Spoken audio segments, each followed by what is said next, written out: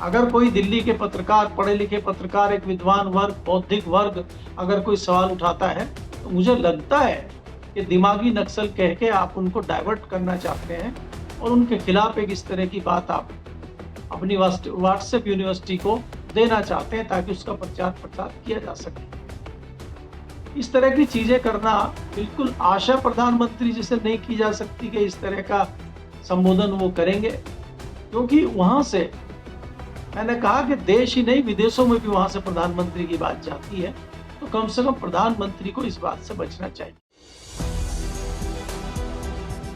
नमस्कार दोस्तों, कैसे हैं आप लोग। उम्मीद है आप सभी अच्छे होंगे। 80वें स्वतंत्रता दिवस की आप सभी को शुभकामनाएं।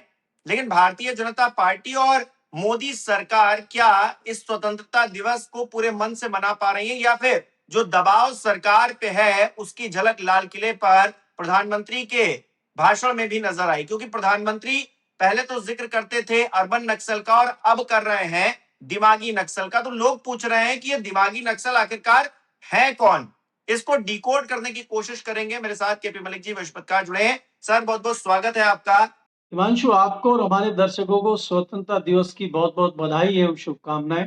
सर, तो बड़ी हैरानी वाली बात है कि प्रधानमंत्री नरेंद्र मोदी मंच पर खड़े होकर लाल किले से 15 अगस्त के दिन कह रहे हैं कि ये जो दिमागी नक्सल है इनको रोकने की जरूरत है। तो ये दिमागी नक्सल आखिरकार है कौन?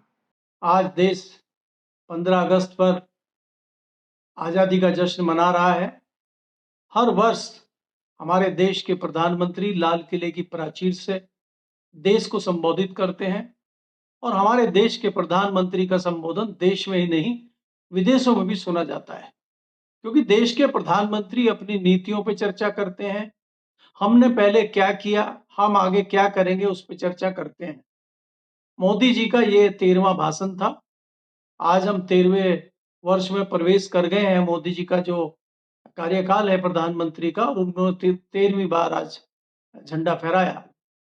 कई सारी नीतियों का उन्होंने व्याख्यान किया, चर्चा की, लेकिन उन्होंने खास जोर दिया युवाओं पे, क्योंकि जो है युवाओं की बात जिस प्रकार से देश में चल रही है, जिस प्रकार से जैन जी निकल के आया है और कहीं न कहीं ये सारा घटनाक्रम पीछे हुआ है, प्रधानमंत्री के भाषण पे इसकी गहरी छाप मुझे दिखाई दी है। उन्होंने युवाओं पे कई जगह तंज भी कसे हैं और युवाओं की कई बार कई जगह तारीफ भी की है और ये भी कहा है कि 28-29 साल के जो युवा हैं उन्होंने इंडिया में नई बुलंदियां हासिल की हैं।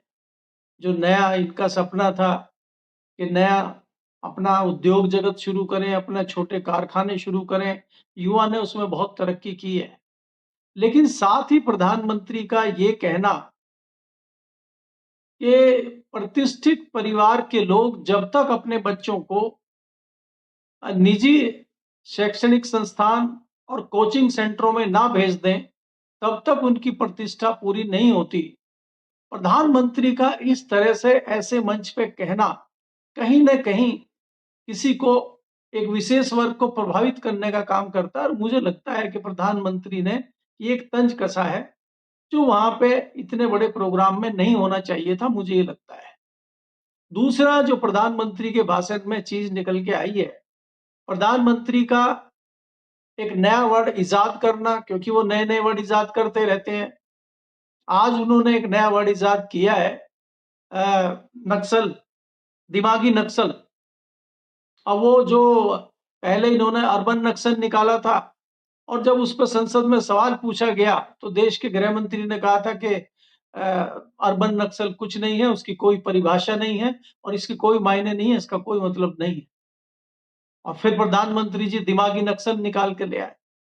तो प्रधानमंत्री जी इस तरह की चीजों को डाइवर्ट करना चाहते हैं। अगर कोई सवाल पूछता है, अगर किसान आंदोलन करता है तो आप उनको आंदोलन जीवी कह दीजिए, आप उनको खालिस्तानी कह दीजिए, आप उनको पाकिस्तान से जोड़ दीजिए, तो आप उनकी आवाज नहीं सुनते हैं, लेकिन उस तरह के नाम उनको देते हैं।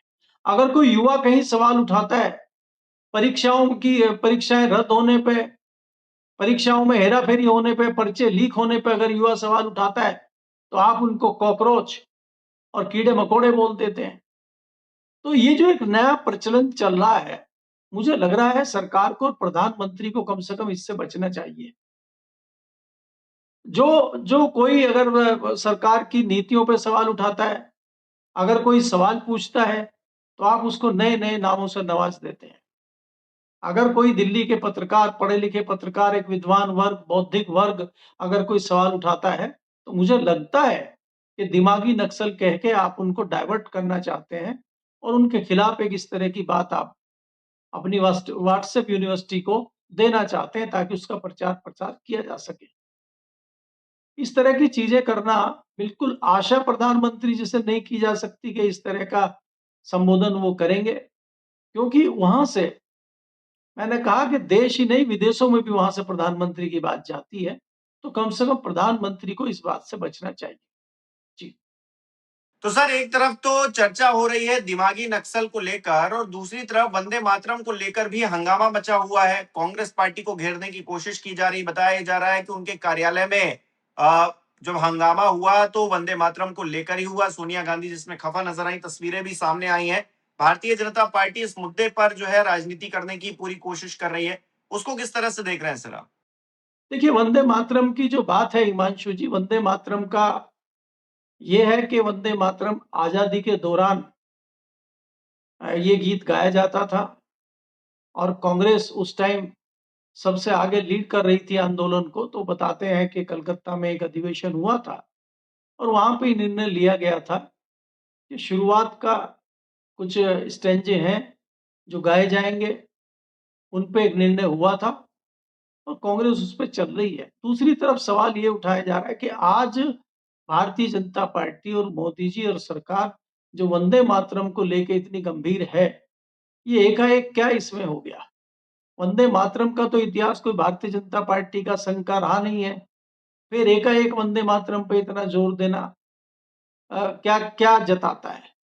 हालाँकि मैं इसको बहुत ज़्यादा तूल नहीं देना चाहता। ठीक है, जहाँ जनगण मन चल रहा है, वहाँ वंदे मातरम भी चले, लोगों को कोई आपत्ति नहीं होनी चाहिए और इसमें मुझे नहीं लगता कोई बहुत बड़ी बात है। ये चीज़ें चलती रहती हैं, लेकिन देश में विकास कहाँ हो रहा है? जो प्रधानमंत्री जी ने नीतियाँ, योजनाएँ गिनाई थी पिछले 12 सालों में, वो योजनाएँ कहाँ तक पहुँची? मेक इन इंडिया कहाँ तक पहुँचा? डिजिटल इंडिया कहाँ तक पहुँचा? जो आपने स्मार्ट सिटी बनाने की बात की थी, वो कहाँ तक पहुँची? अभी आप कह रहे हैं कि हम 1 करोड़ युवाओं को एआई प्रशिक्षित बनाएँगे 1 साल के अंदर। तो आप खाली घोषणाएँ करते हैं, घोषणाएँ करते जाते हैं। पीछे क्या हुआ, क्या नहीं इसका आकलन भी होना चाहिए और प्रधानमंत्री जी को ये तथ्य भी सामने रखने चाहिए कि अभी तक उन्होंने क्या-क्या किया और उसमें क्या-क्या रिजल्ट आए। प्रधानमंत्री जी ने इस तरह की कोई चीज़ नहीं रखी है। हमें लगता है कि प्रधानमंत्री जी को उस तरह की चीज़ें भी सामने रखनी चाहिए थी। प्रधानमंत्री जी ने दूसरा वहाँ पे ज़िक्र किया है महिला बिल को लेके। प्रधानमंत्री जी महिला बिल की बात कर रहे हैं और उसके विपक्ष पे ठीकरा फोड़ रहे हैं और विपक्ष को बताते हैं कि विपक्ष ने साथ नहीं दिया। इसलिए विपक्ष को आमंत्रित कर रहे हैं कि भाई महिला बिल पे हमारे साथ आइए ताकि हम महिला बिल को पास कर सकें। जबकि हमें तो जानकारी ये है कि महिला बिल 2023 में ही पास हो चुका है दोनों सदनों में। अगर दोनों सदनों में महिला बिल पास हो चुका है और प्रधानमंत्री जी इस तरह का वक्तव्य लाल किले की प्राचीर से देते हैं, तो यह तो प्रधानमंत्री जी को जानकारी नहीं है या प्रधानमंत्री जी का भाषण लिखने वाले को जानकारी नहीं है। दूसरी बात ये है, इससे भी ऊपर मैं उठ के ये कहना चाह रहा हूँ कि अगर प्रधानमंत्री जी 33% आरक्षण देने की बात महिलाओं को कर रहे हैं, तो जो उत्तर प्रदेश में आगामी विधानसभा चुनाव हैं, तो क्या भारतीय जनता पार्टी 33% आरक्षण उत्तर प्रदेश में देगी? इस पे भी प्रधानमंत्री जी को वक्तव्य देना चाहिए और बाद में भी दे सकते हैं, ट्वीट भी कर सकते हैं। आजकल तो इंस्टाग्राम पे आते हैं, तो उसमें भी कह सकते हैं। मुझे लगता है कि इसमें विपक्ष को कोई आपत्ति नहीं है। उत्तर प्रदेश में मुख्य विपक्षी दल समाजवादी हो, कांग्रेस हो, दूसरे दल हों, वो अपने दलों में 33% आरक्षण देने को तैयार है। तो क्या भाजपा करेगी? ये बड़ा सवाल है। तो प्रधानमंत्री मोदी जी ने जो चीज़ें आज लाल किले की प्राचीर से कही हैं और मुझे लगता है कि जितने भाषण हमने पिछले दिनों, पिछले 12 सालों में प्रधानमंत्री मोदी जी के सुने, जो वो एनर्जी के साथ आते थे, वो एनर्जी इस बार दिखाई नहीं दी है। कहीं न कहीं हड़बड़ाहट में थे और बीच-बीच में कई जगह उनकी हड़बड़ाहट दिखी, कई जगह उनकी ज़बान फिसली। तो ये लगता है कि प्रधानमंत्री जी कहीं न कहीं हड़बड़ाहट में थे। और वो क्या मसले हैं, क्या है, पार्लियामेंट में आप एक दिन बोले नहीं, लाल किले की प्राचीर से आप घोषणाएँ कर रहे हैं। तो देश का बौद्धिक वर्ग सवाल पूछना चाहता है कि आपकी रणनीति क्या है? विदेश नीति क्या है? जो देश में युवा कर रहे हैं, परीक्षा पर्चे फेल हो रहे हैं, परीक्षा के पर्चे लीक हो रहे हैं, राम मंदिर में जो चढ़ावा चोरी का मामला चल रहा है, उस पे भी प्रधानमंत्री की आवाज़ सुनना चाहता है देश। तो मुझे लगता है प्रधानमंत्री जी को उस पे भी कुछ बोलना चाहिए। आज तो वो अच्छा बोले अपने हिसाब से जो उनको बोलना था, लेकिन मुझे लगता है कि आगामी अ, दिनों में प्रधानमंत्री जी को राम मंदिर के मामले में भी एक वक्तव्य देना चाहिए। जी। सर, बहुत बहुत शुक्रिया आपका हमारे साथ जुड़ने के लिए, तमाम बातचीत के लिए। हमारे दर्शक किस तरह से देख रहे हैं कमेंट करके जरूर बताएं। इस वीडियो को लाइक करना, शेयर करना मत भूलिएगा। हमारे चैनल को सब्सक्राइब नहीं किया तो वो भी जरूर कीजिएगा। आप हमें सहयोग भी कर सकते हैं ज्वाइन बटन पर क्लिक करके। बहुत बहुत धन्यवाद आप सभी का।